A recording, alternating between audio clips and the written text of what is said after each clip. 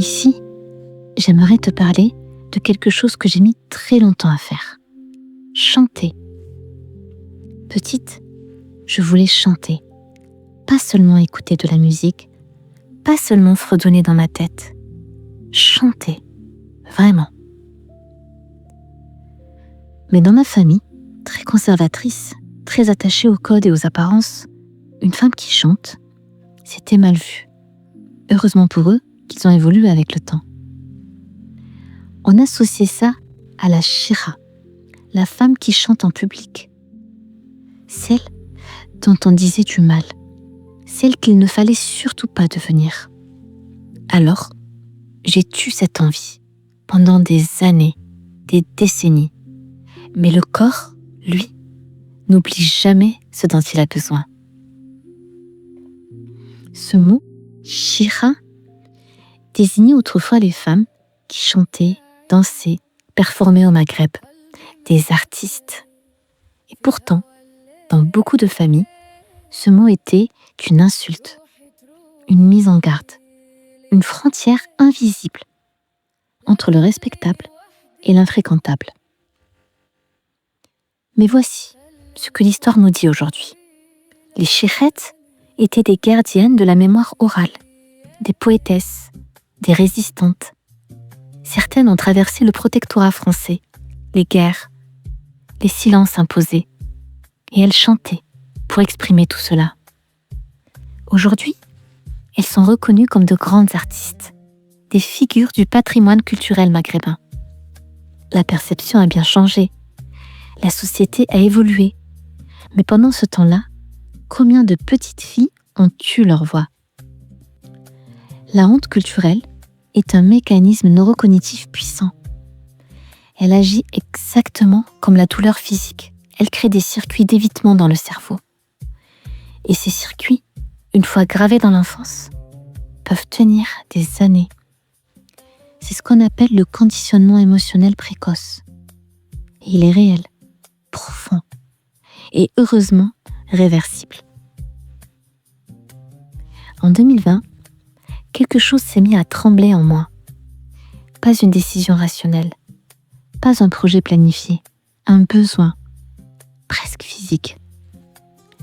Chanter pour canaliser ce que les mots ne pouvaient plus contenir. Chanter pour calmer quelque chose qui grondait à l'intérieur. La science appelle ça la régulation émotionnelle par le son.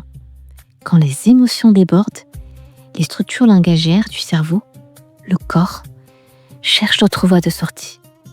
La voix en est une, et l'une des plus puissantes. Mon cerveau, lui, savait. Moi, je ne savais pas encore l'écouter. Et pourtant, j'ai attendu encore 4 années, parce que la petite fille à qui on a dit non n'avait pas terminé son cheminement. Alors, c'est qu'en février 2024 que j'ai commencé à chanter du lyrique, de l'opéra. Pourquoi l'opéra? Parce que l'opéra, ce sont des cris améliorés. Et moi, j'avais besoin de cris à améliorer. Mais je dois vous dire qu'il m'a vraiment permis de franchir ce pas, au-delà du chant, au-delà de tout. Ma résilience. Et un moment précis. Toute ma vie, j'avais essayé de me greffer au groupe, de rentrer dans les cases, de ressembler à quelqu'un que je n'étais pas. Et mon hypersensibilité m'a bien joué des tours. Et des tourments aussi. Et j'en souffrais profondément de me sentir toujours rejetée du groupe. Des bizarreries qu'on me renvoyait, des remarques que je ne comprenais qu'à moitié ou pas du tout, ou que je ressentais beaucoup trop fort. De ce sentiment d'être différente que je n'arrivais pas à faire disparaître. Jusqu'au jour où j'ai arrêté de souffrir de ma différence et où j'ai commencé à la voir. Vraiment la voir.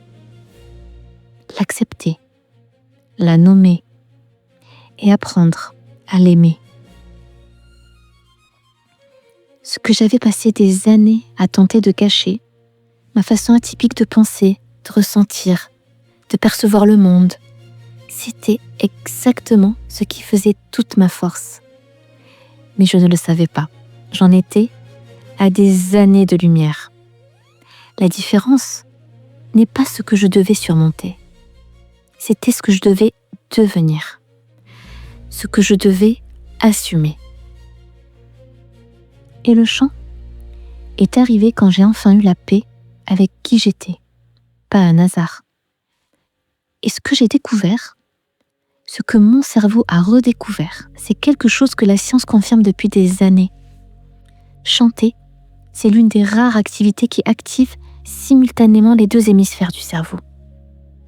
L'hémisphère gauche, pour les mots et la structure musicale, et l'hémisphère droit, pour l'émotion, la mélodie et la résonance.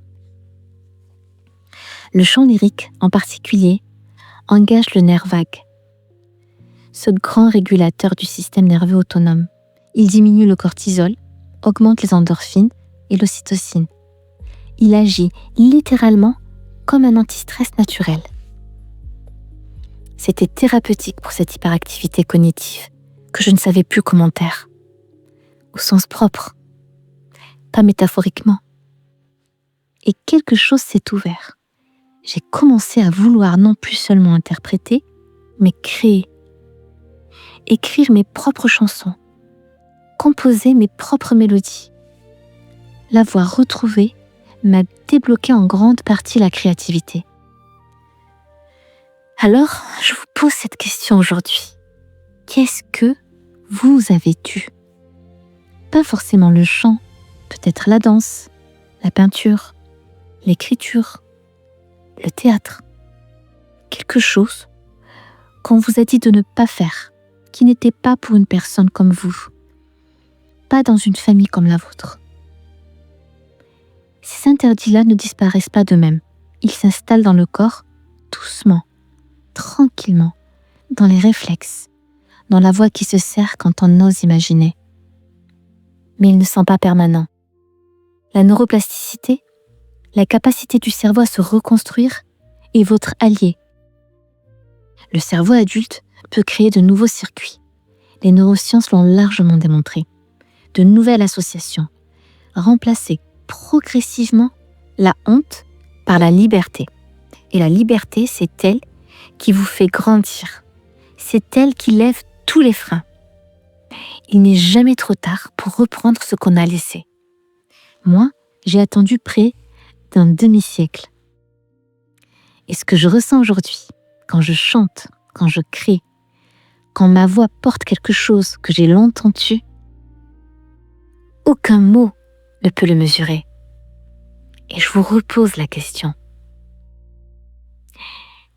Qu'est-ce que vous avez dû ?